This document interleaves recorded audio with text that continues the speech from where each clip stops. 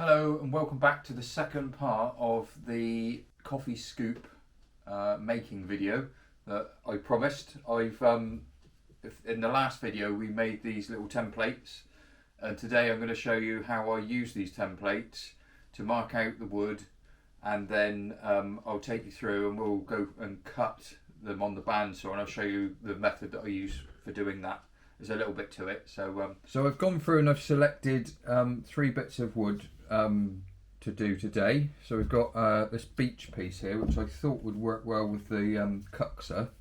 So if you remember in the last video, these templates are made up with numbers on. So that's the top profile of the cuxer, and then that's the side profile. So looking at that, I think we're going to get probably 2 in there. So there's that one. We've got some sycamore, and I'm thinking the one with might be a bit tight, that one, so it's probably going to have to be that one there, which is the one with the rounded end on it. You may be able to get that one in there as well. And then I've got this piece of hazel here, and that might work better with the one with the tail. Yeah, I think we just about get that in. Yeah, that'll work. Okay, so we'll make a start on the cuxer one. So I've got some tiny splits up here, and one there as well. So I need to try and keep away from that. So I'll start at this end, and then we'll try and maybe we'll flip that round and put that end there, and then I'm quite a way away from those splits. That'll probably be the sensible thing to do. So I draw in the first template here.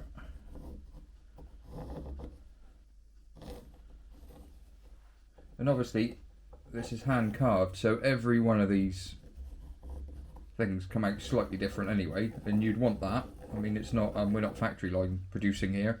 It's just an easier way of making the actual template, the actual blanks themselves.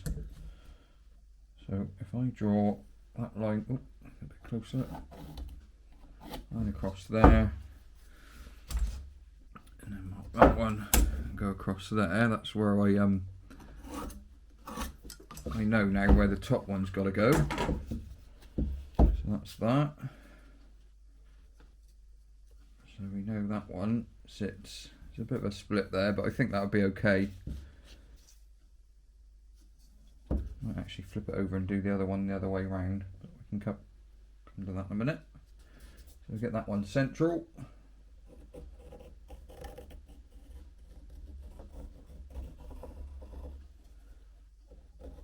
And draw in that one.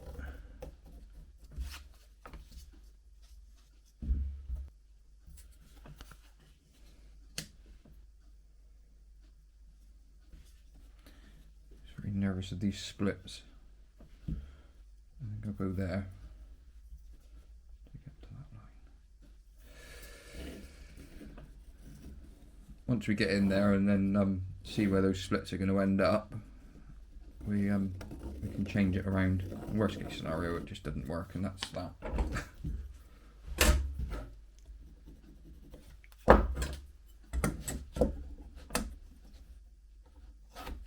that one in.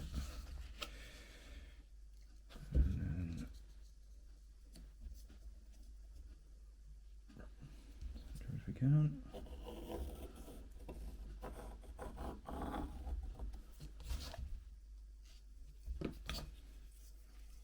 That's it. So we've got 2 there cut out, 2 marked out, sorry.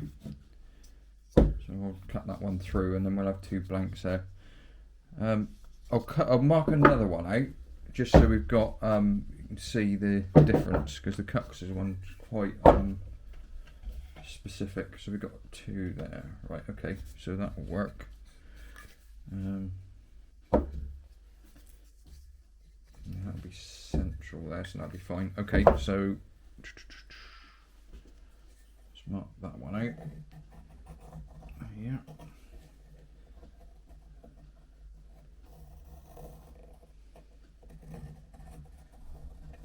that's not going to be a problem because obviously the centre of the spoon's there, so that will be irrelevant when we come to it.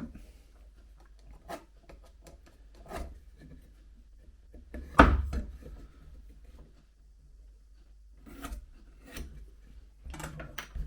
what number was that? It was 2, so there's the matching 2 for that one.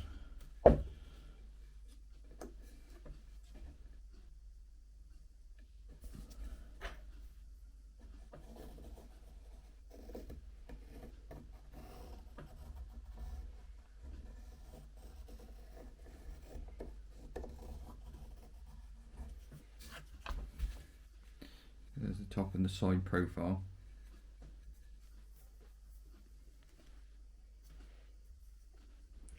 So this is the one on the hazelwood, and it's got quite a curl in the tail on this one, which makes a bit of a challenge on the bandsaw.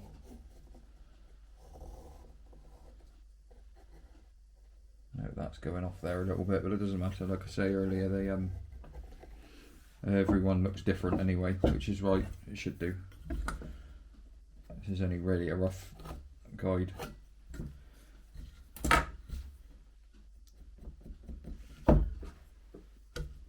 I'm sure there's some purists out there who would say that you should be doing this with an axe, and you can do it with an axe. It's lovely. It's a nice thing to do, but it does take quite a while.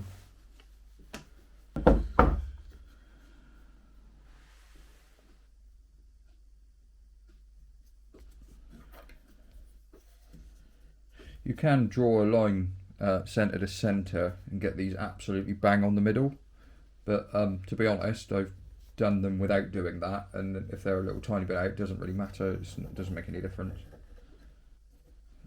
So yeah, a step you can leave out. What should we put on there? Should we do another one of these?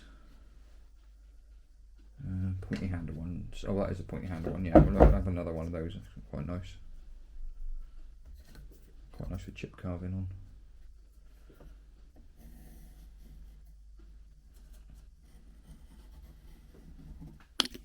Yep.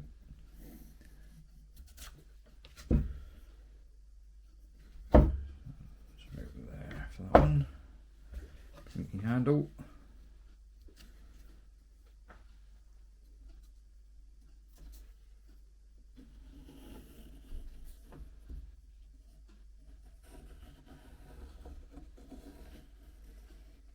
To take into consideration on this pointy handle one that line there comes to about here. You can see it on this one here, so the side profile comes down to here, but the points out into this next one, but in reality that top comes down and around that corner.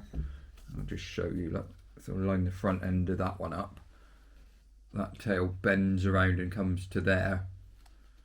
So just something to think about when you're doing some more complex ones. The simple ones tend to be the same length. If they're pretty straight, they just obviously that's kind of the profile, top and side profile, so it works. But yeah, if you go in like a big sweep over like that, you're obviously going to be slightly longer than it sits on here. So yeah, so that's fine to cut that along that sort of line, because the actual top of it's going to eventually come around here. Right, so this is my little bandsaw, it's a little BS9. It's ideal for doing little spoon blanks and stuff like that.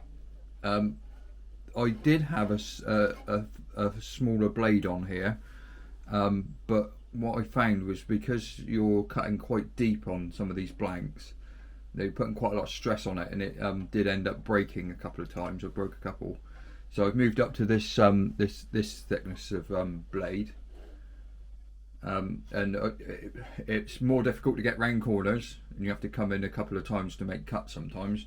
But it lasts much longer, especially on the thick stuff like this. It would be fine if it were thinner, but obviously it's quite thick with these little scoops.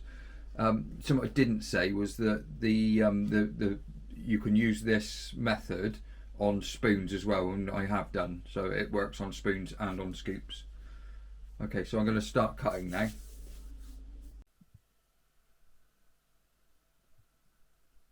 I've lowered the volume on the sound of the bandsaw to save your ears.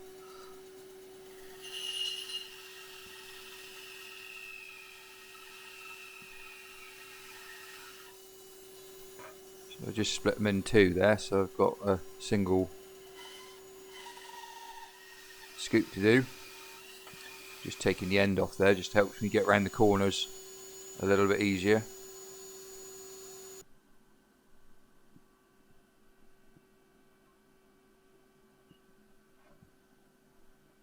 I didn't mention, I drilled out that hole with a 22mm flat drill bit. Obviously that goes right the way through, and it will make a bit more sense when we finish cutting it.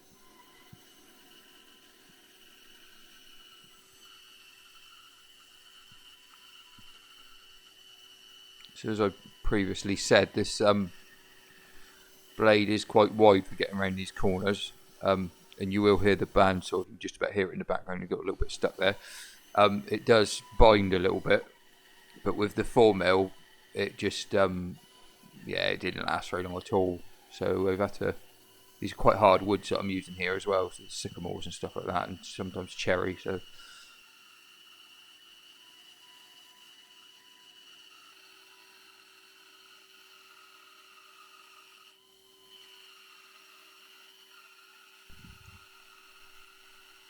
I did used to have a BS400, which is the biggest one that Record Power do. This is the smallest one, bandsaw. So it's yeah, you can hear this one struggling a little bit. The old one didn't struggle with anything. So yeah, quite a bit of difference there. You've got to just come at it a couple of times, and you do get through. Just going really steady with the size of the power that you got in the bandsaw. It does make it through. Just takes a bit longer. Near it struggling there.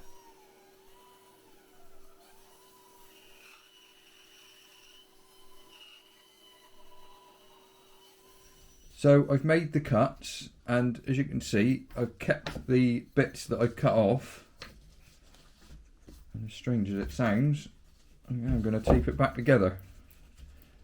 So as you can see, that's the side there. It's nice if you can get them off in one cut, like that side, but sometimes that can't happen, which is fine. So, insulation tape.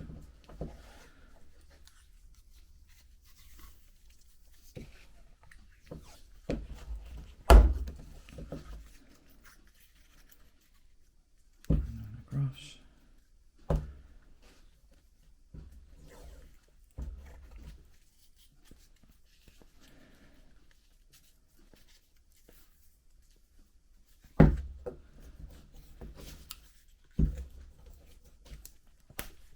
Insulation tape. That should do it. Okay, pretty good idea where that goes. I could have done really without that one falling there, unfortunately. That's okay, we can move that one over a bit.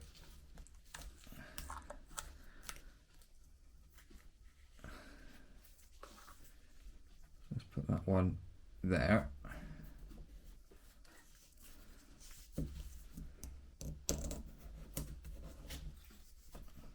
That gives me a better view of the handle now. Pretty much that there is as it comes out. So really on the Cuxer one, it's just this cut here, this cut here. A tiny bit off of there, but to be honest, I'm not even bother. I'll do that with a knife. So as you can see, these bends are really quite tight on this Cuxer, and they go into a circle. So I've gone off there, and that takes away a bit of the material, so I can get around that bend. So you have to do it in a bit of stages. So I'll come at it this way to that point until it starts to struggle, and then I'll come out and I'll go back in this way and just complete the cut. Don't forget, this isn't you haven't got to be amazingly clean with these cuts. This is left a little bit in the back there. but these are rough blanks, so it's not got to be beautifully clean. That one's being extra stubborn there though. I've gone in the other way. There you go, popped out. A lot of that material there you're not going to use anyway, as you'll see now. There you go. Take that off. And that's the little cuxer.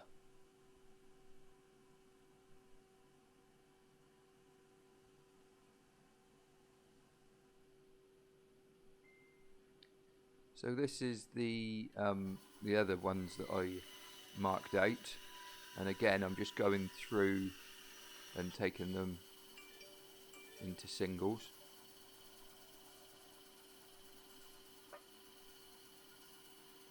I've got quite a nice bit of meat around the outside of this one, so should be able to get this one off nicely in 2 or 3 pieces, including the scoop.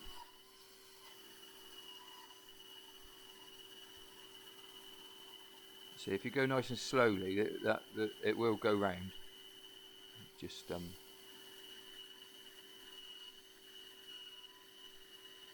to take it steady.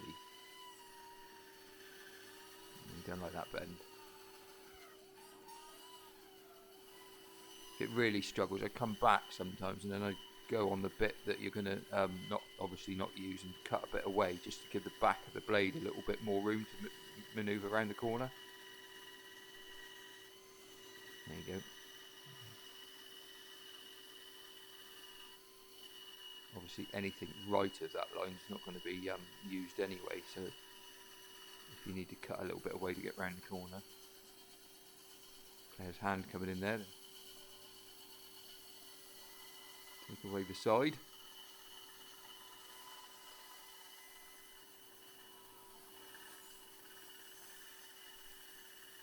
You might notice on this one there's a little bit of pith running down the just where I've cut through there. It's obviously a soft bit. Normally you would leave that out of anything, but because of the way that this is being cut, that'll be cut off anyway, so it doesn't matter. We processed these all these little blanks when we were doing arborist work, tree surgery, and so we've got quite a few of these all cut up, and I tried to get most of the pith out if I could, because that just creates splits and stuff as it dries. But that little bit of pith escaped. As I say, that'll be gone anyway. This last push for this corner.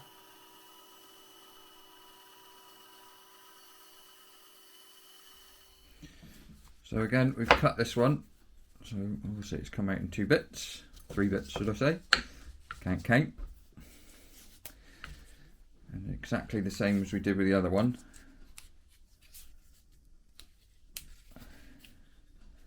Tape them together. There's no way you could do it without this, because obviously when you come to do that, do the side profile, you could draw it in and then try and cut that, but then the bandsaw is going to be wobbling all over the place. So this is the easiest way I found of doing it. Safest way for sure.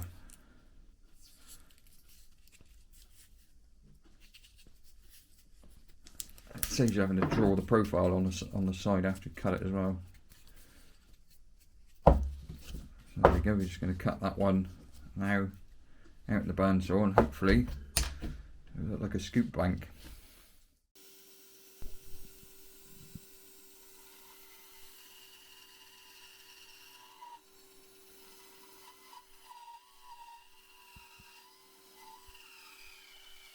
If you really feel the need, you can go over with a pencil over the lines just to bridge the gaps where the tape is, but to be honest, it's you can pretty much see where it is. So you can see there, obviously I've cut through the tape now, so that side's loose, so you do need to hold it a little bit, and you just kind of need to hold it together as the tape starts getting cut. I'm obviously watching your fingers. One thing I will mention here briefly, if you don't do it this way with keeping it in the block, it can be quite dangerous if you try and cut on a bandsaw anything that isn't flat. What happens is it catches the blade, it will flick down, wedge the blade, and the blade can snap. And actually, one of these blades snapping and flapping around the place isn't a good thing to happen. So just a quick brief point there on that. I'm sure I didn't need to say it, but just in case. Yeah, anything on a bandsaw really needs to be flat.